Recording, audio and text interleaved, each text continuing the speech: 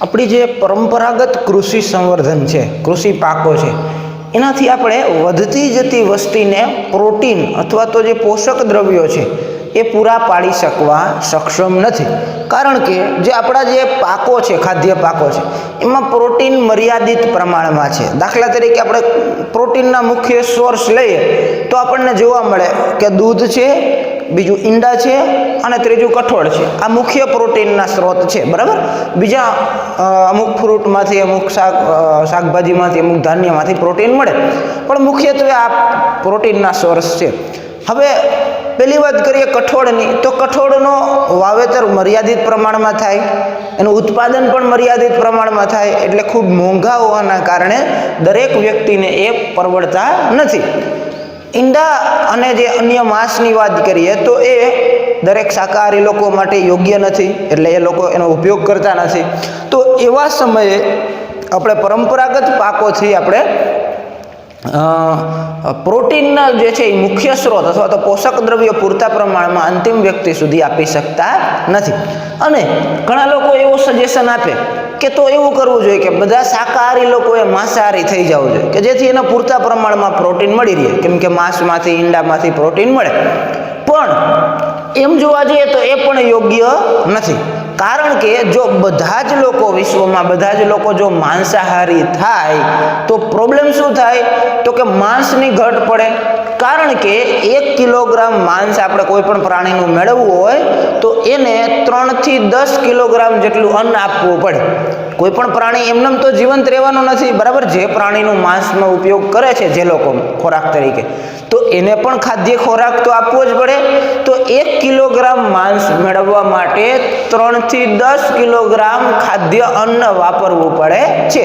એના કરતાં તો ડાયરેક્ટ ખાદ્ય અન્ન વાપરવું સારું. તો શાકાહારી લોકો એ રીતે જોવા જઈએ તો એક સ્ટેપ આગળ કહેવાય, કે જે લોકો અન્નનો બચાવ કરે છે માંસાહારીના પ્રમાણમાં, બરાબર. એટલે કે માંસાહારી થવું યોગ્ય નથી, બરાબર. માંસાહારી એ વિકલ્પ નથી, એ જે છે એ સોલ્યુશન સમસ્યાનું નથી. તો એવા સમયે શું કરી શકાય? આ વૈજ્ઞાનિકોના મગજમાં જે છે એક મોટી સમસ્યા હતી કે વિશ્વની વધતી વસ્તીને ખોરાક પૂરો પાડવો છે, પોષક દ્રવ્યો આપવા છે. માંસાહારી થવાથી પણ જે છે એ પૂર્ણ થતું નથી, કેમ કે દુનિયાની 25% વસ્તી એવી છે કે જે હિડન હંગર એટલે કે ભૂખમરાથી પીડાય છે, બરાબર. છુપા ભૂખમરાથી. બહારથી તમને એમ લાગે કે એને ખોરાક મળી ગયો છે, પણ પૂરતા પ્રમાણમાં પોષક દ્રવ્યો વાળો ખોરાક મળતો નથી. તો એવું જ્યારે પ્રોબ્લેમ ઊભો થાય ત્યારે વૈજ્ઞાનિકોને એમાંથી એક સોલ્યુશન પ્રાપ્ત થયું, અને એ સોલ્યુશન એટલે કે એક કોષજન્ય પ્રોટીન, સિંગલ સેલ પ્રોટીન. સામાન્ય રીતે પ્રોટીનના ઉત્પાદન આપણને વનસ્પતિ એટલે કે કઠોળ જેવી વનસ્પતિમાંથી મળે, કાં તો ઈંડામાંથી મળે, કાં તો માંસમાંથી મળે, કાં તો દૂધમાંથી મળે, બરાબર. આ બધા પ્રોટીનના સ્ત્રોત છે. પણ કોઈ એક કોષીય સજીવો જે છે એ જો પ્રોટીનનું મોટા પાયે ઉત્પાદન કરી શકતા હોય તો એ આપણા માટે ફાયદાકારક છે. આ વૈજ્ઞાનિકોને ધ્યાનમાં આવ્યું, અને વૈજ્ઞાનિકોએ પ્રયોગ ઉપરથી જે છે એ જોયું કે જે નીલહરિત લીલ છે, નીલહરિત લીલ વિશે આપણે 11મા ધોરણમાં ભણી ગયા છે, બરાબર. મોનેરા સૃષ્ટિમાં સાયનોબેક્ટેરિયા અથવા તો નીલહરિત લીલ જે છે ઘણા બધા પ્રકારના હોય, એમાંની એક નીલહરિત લીલ એટલે કે એનું નામ છે સ્પિરુલિના. જે સ્પિરુલિના એ ખાદ્ય ખોરાક તરીકે ઉપયોગી થાય છે.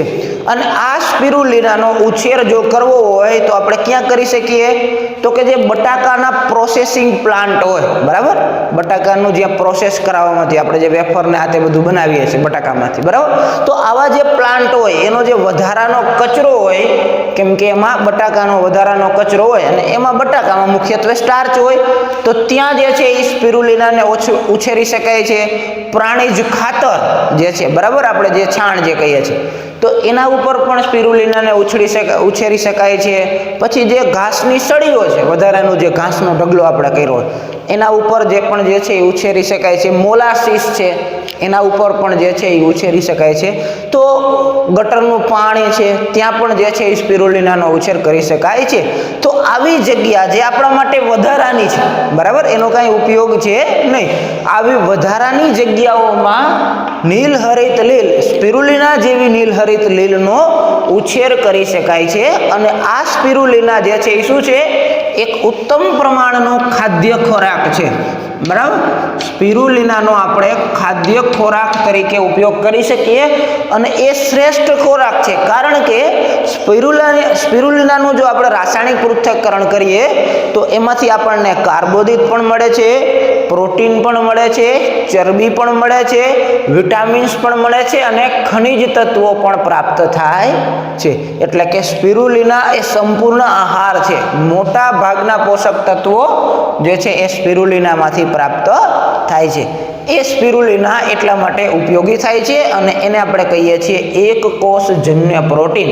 નીલહરિત લીલ એક કોષીય સજીવો છે અને એ જે પ્રોટીનનું ઉત્પાદન કરે છે એને આપણે વધારાની જગ્યાઓ આવે જે છે નકામા કચરાવાળી જગ્યાઓમાં ઉછેર કરીએ તો પણ એ વૃદ્ધિ પામે છે અને એ આપણને ખાદ્ય ખોરાકનો સ્ત્રોત પૂરો પાડે છે.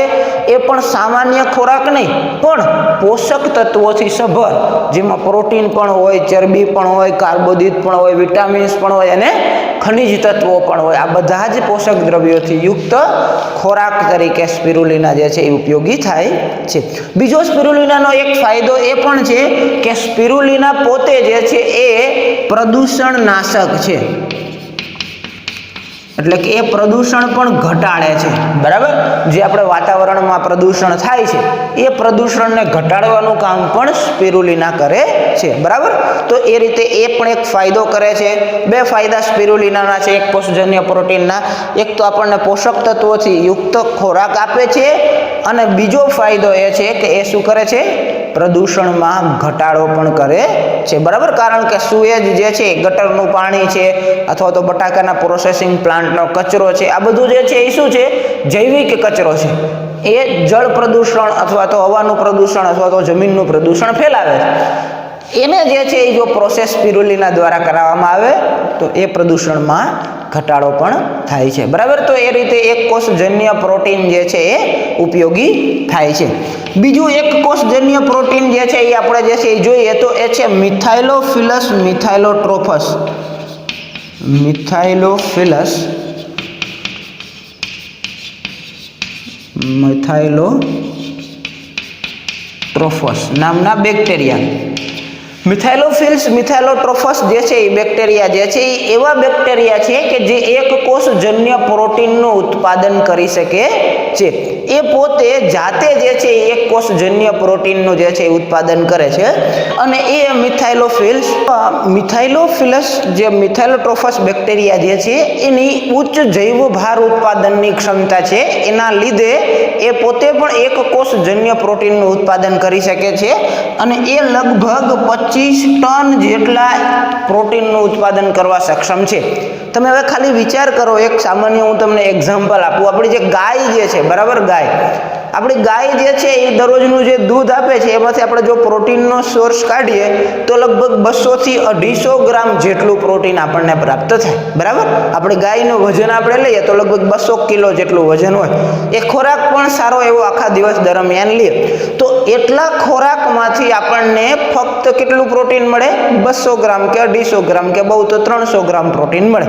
જ્યારે આ મિથાઇલોફિલસ મિથાઇલોટ્રોફસ બેક્ટેરિયા ખૂબ નાના પ્રમાણમાં પણ લઈએ આપણે તો પણ એ 25 ટન જેટલા પ્રોટીનના ઉત્પાદન કરવા સક્ષમ બને છે. તો એ રીતે જોવા જઈએ તો એક કોષજન્ય પ્રોટીનનો મોટો ફાયદો એ છે કે નાની સંખ્યામાં ઓછા પ્રમાણમાં પણ વધુ પ્રોટીનનું ઉત્પાદન કરાવી શકે છે. એવું જ એક બીજું ઉદાહરણ છે મશરૂમનું. બરાબર, અત્યારે બધા લોકો મશરૂમનો ખાદ્ય ખોરાક તરીકે ઉપયોગ કરે જ છે. તો એ મશરૂમ પણ જે છે એક પ્રકારના જે છે એ ફૂગમાંથી જ પ્રાપ્ત થાય છે. તો એ પણ એક ખાદ્ય ખોરાક જે છે એ છે. આ રીતે જે છે એ જુદા જુદા એક કોષીય સજીવોમાંથી આપણે જે છે એ જો પ્રોટીન પ્રાપ્ત કરીએ અને એનો ખોરાકમાં ઉપયોગ કરીએ તો પણ આપણે ખાદ્ય સમસ્યાઓ જે છે એને સોલ્યુશન લાવી શકીએ છીએ. એવી જ એક બીજી સોલ્યુશનની પદ્ધતિ છે વનસ્પતિ પેશી સંવર્ધન. તો એના વિશે પણ આપણે સમજી લઈએ. આપણે જોયું કે પરંપરાગત કૃષિ સંવર્ધનની જે પદ્ધતિઓ છે એનાથી આપણે પાકનું ઉત્પાદન તો વધારી શકીએ છીએ, પણ વધતી વસ્તીને ખોરાક પૂરો પાડવા માટે હજુ પણ અસમર્થ છે. તો એવા સમયે વૈજ્ઞાનિકોને એવી પદ્ધતિની જરૂરિયાત જણાય કે જે ટૂંકા ગાળામાં, થોડા સમયગાળામાં વધુ ઉત્પાદન આપી શકે. સામાન્ય રીતે આપણે કોઈ પણ નવી જાતની પાક વાવીએ તો પણ એનો જે ચોક્કસ સમયગાળો હોય વૃદ્ધિનો એ તો લાગે છે. દાખલા તરીકે આપણે ઘઉં વાવીએ તો મિનિમમ 3-1 મહિના અથવા તો 4 મહિના જેટલો ગાળો એ ઘઉંને પાકવામાં લાગે, બરાબર, એ આપણને પ્રાપ્ત થતા વાર લાગે. એવી જ રીતે દરેક ખાદ્ય પાકનો જે છે એનો ચોક્કસ સમયગાળો લાગે છે. એવા સમયે ઈસવીસન 1950ની આસપાસમાં વૈજ્ઞાનિકોને એક મહત્વના સંશોધનની જ્ઞાત થઈ. શું મહત્વનું સંશોધન મળ્યું વૈજ્ઞાનિકોને?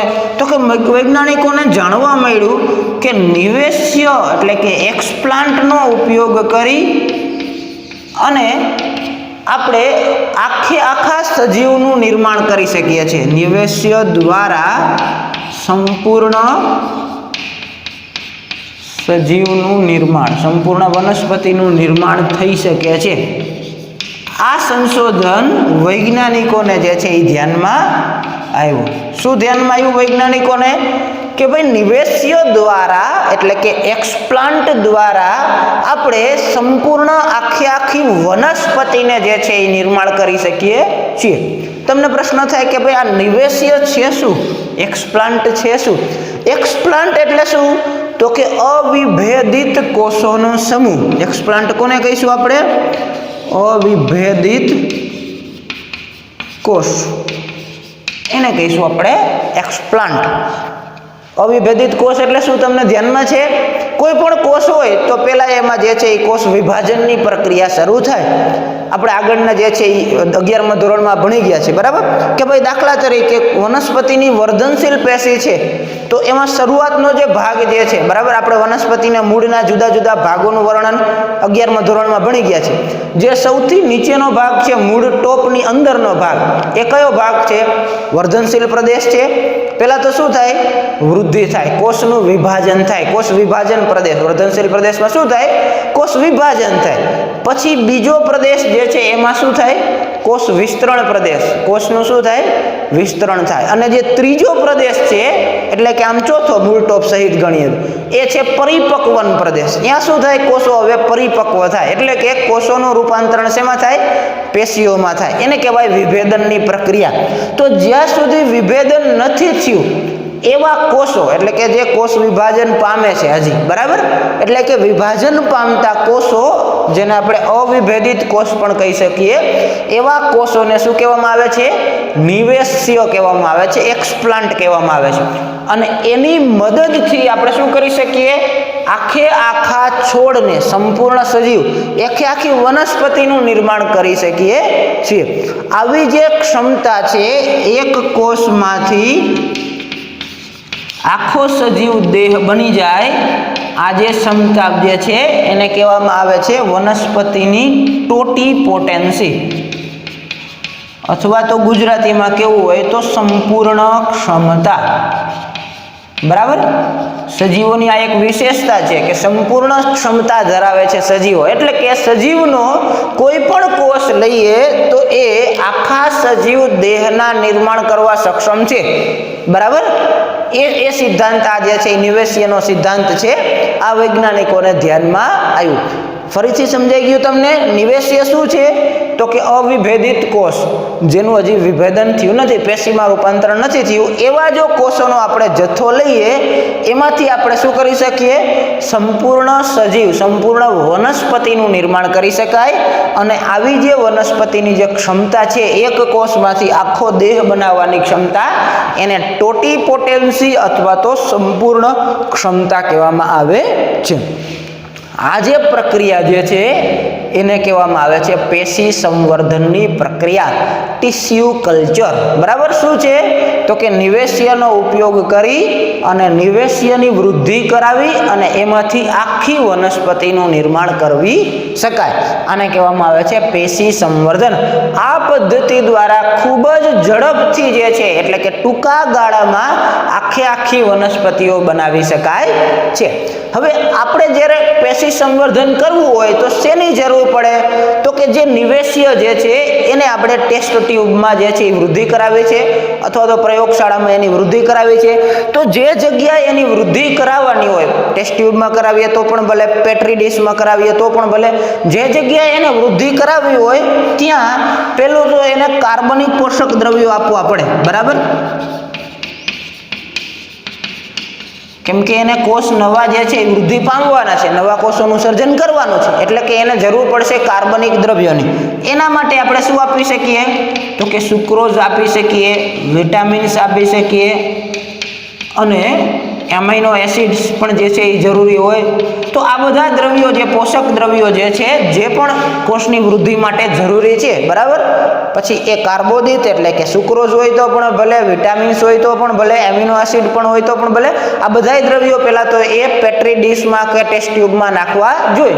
કેમ કે આપણે નવા કોષોનું સર્જન કરવું છે તો આ બધા એના પાયાના ઘટકો છે.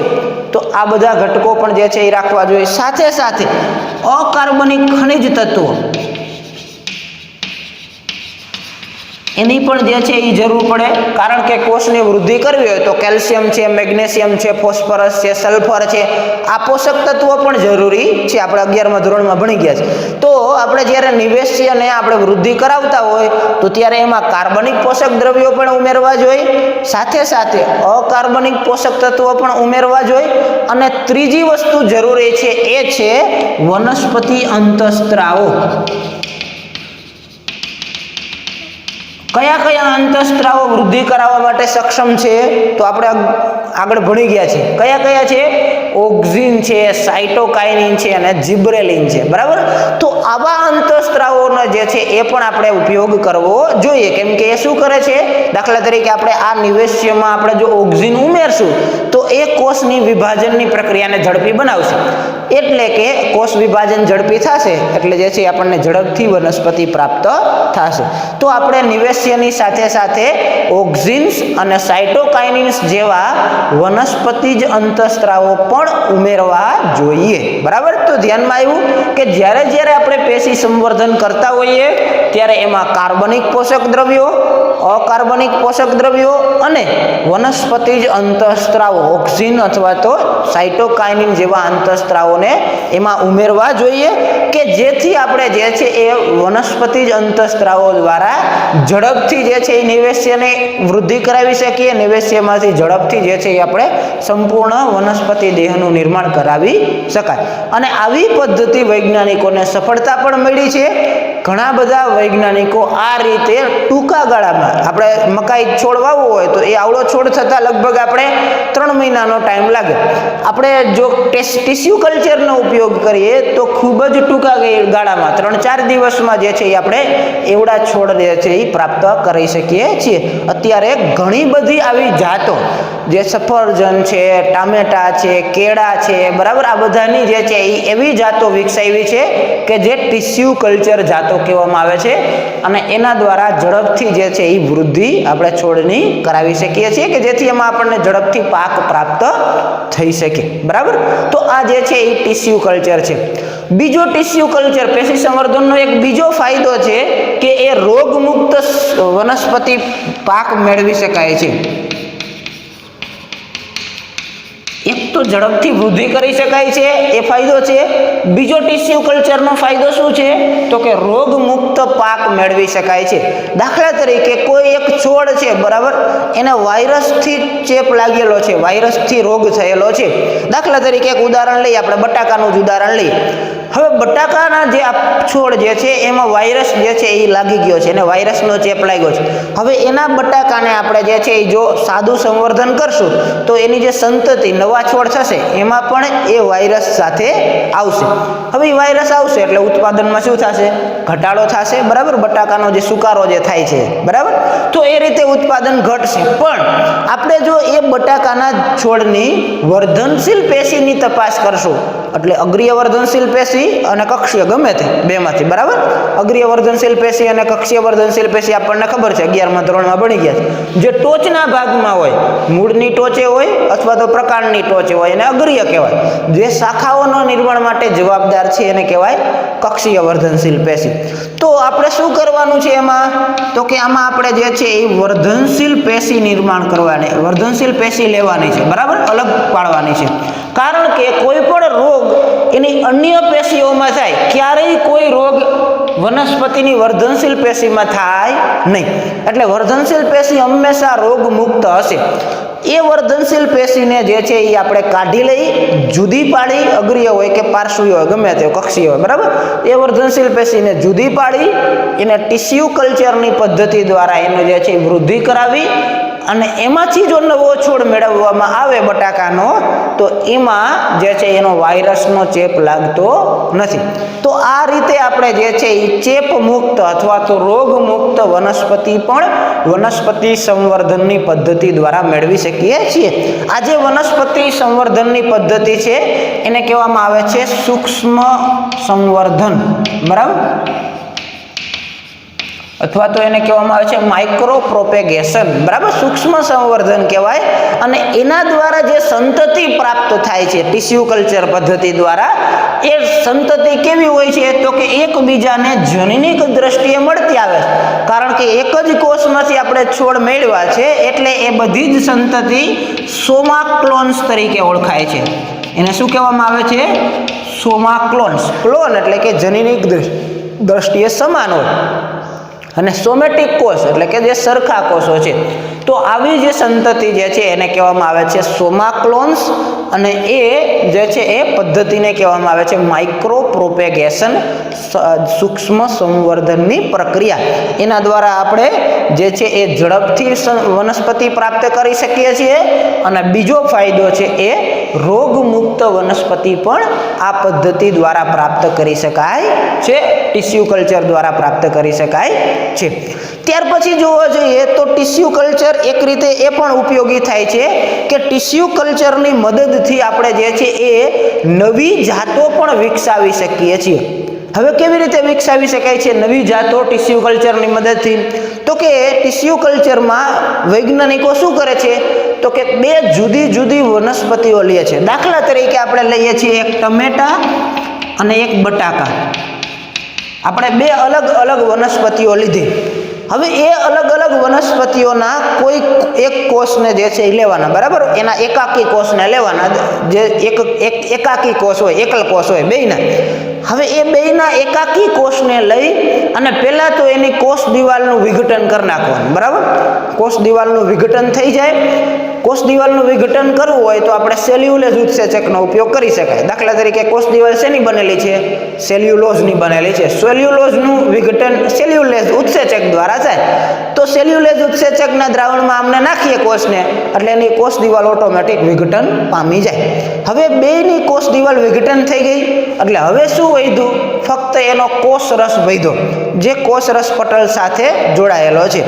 હવે કોષ દિવાલ વગરના જે બે કોષો છે બંનેને શું કર્યા? આપણે ભેગા કર્યા. એને બેયને જોડી દેવાના. એ બે જોડાઈ જાય એટલે એના બંને વચ્ચે જે છે એ જનીન દ્રવ્યોની અદલા બદલી થઈ જાય, આપલે થાય, અને બેયનું જનીન દ્રવ્ય જોડાઈ જાય. બેયનું કોષરસ પણ જે છે એ જોડાઈ જાય. તો આ રીતે બેયના કોષરસને જે જોડવાની પ્રક્રિયા છે એને કહેવામાં આવે છે દૈહિક સંવર્ધન, બરાબર. શું કર્યું આપણે? બંનેના પ્રોટોપ્લાઝમ કોષરસને જે છે એ ભેગા કરી દીધા અને એક જે છે એક કોષનું નિર્માણ કર્યું. આ જે પદ્ધતિ છે એને કહેવામાં આવે છે દૈહિક સંવર્ધન, બરાબર.